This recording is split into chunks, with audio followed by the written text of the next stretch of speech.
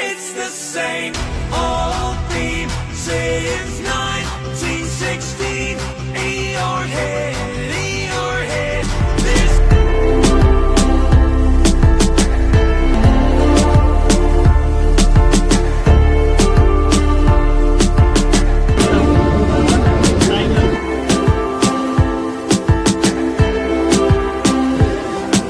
সবাইকে নমস্কার। আজকে আমরা চলে এসেছি উড়িষ্যার ভুবনেশ্বরে ভারতের অন্যতম সেরা চিড়িয়াখানা, যেটাকে নাম নন্দনকানন জুলজিক্যাল পার্ক, মানে নন্দনকানন বলতে পারো। আজকের ভিডিওটা শুধু খাঁচার বন্দি পশু পাখিকে দেখানো নয়, আজকে আমরা সরাসরি বনের রাজাদের ডেরায় ঢুকবো।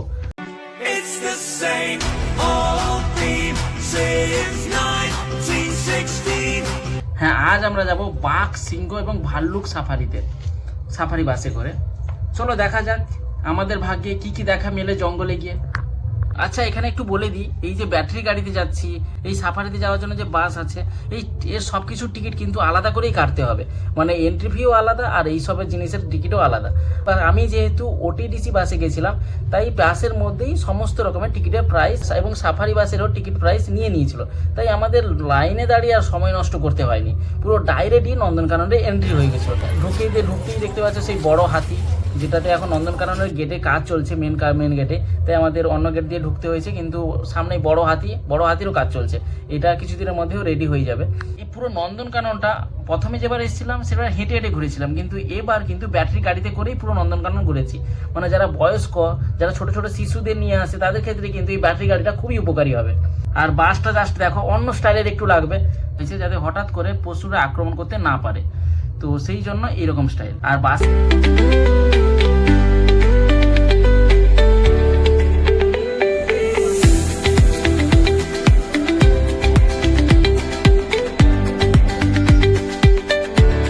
জানালার ভিড় দিয়ে বাইরের জঙ্গল দেখার অভিজ্ঞতাটাই কিন্তু আলাদা। এটা আমার জীবনের ফার্স্ট টাইম হচ্ছে যে পশু পাখিরা খাঁচায় নেই, আমরা খাঁচায় আছি, কিন্তু পশু পাখিরা খোলা আছে।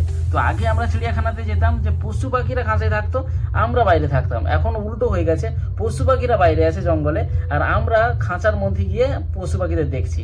তো যাই হোক, আলাদা একটা অভিজ্ঞতা। তো আমাদের বাস ঢুকছে এখন টাইগার সাফারি জোনে। চারপাশটা একদম নিঝুম, মানে বাঘ যেহেতু আছে, নিঝুম নিস্তব্ধ।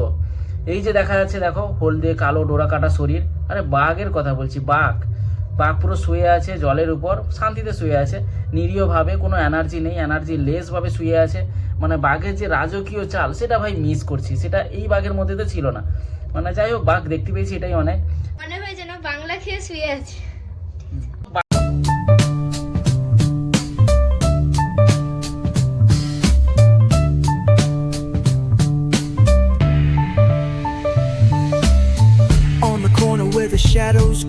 বাঘ দুটোই দেখেছি। এবার যাচ্ছি সিংহের এলাকায়, মানে সিংহের ডাক শুনে পুরো জঙ্গল কেঁপে ওঠে, পুরো গ্রাম কেঁপে ওঠে, কিন্তু এখানে দুটো সিংহই পুরো শুয়ে আছে, মানে যেন ঘুমে নিঝুম নিস্তব্ধ ভাবে শুয়েই আছে।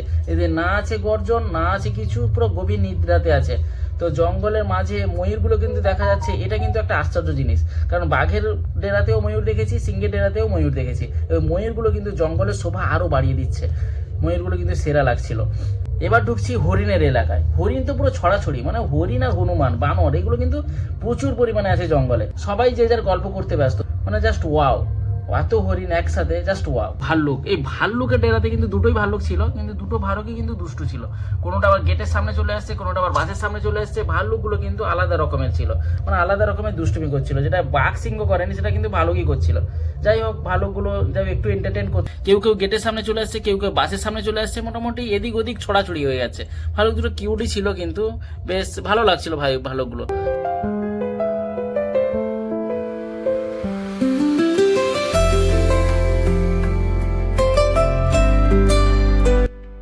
এইরকমই আশা করছিলাম, একটু এর থেকে বেশি, তাও জাস্ট যা হয়েছে, তাও ভালোগুলো যা করেছে সেটাই অনেক। বাঘের ডেরা, সিংহের ডেরা, হরিণের ডেরা, এমনকি ভালুকের ডেরা, সবগুলো কিন্তু ঝাকাস এক্সপিরিয়েন্স হয়েছে। প্রথমে মনে হয়েছিল যে বাঘ সিংহ কিছুই দেখতে পাবো না হয়তো, কারণ জঙ্গলের মধ্যে কে কোথায় আছে তখন তো বোঝা যাবে না।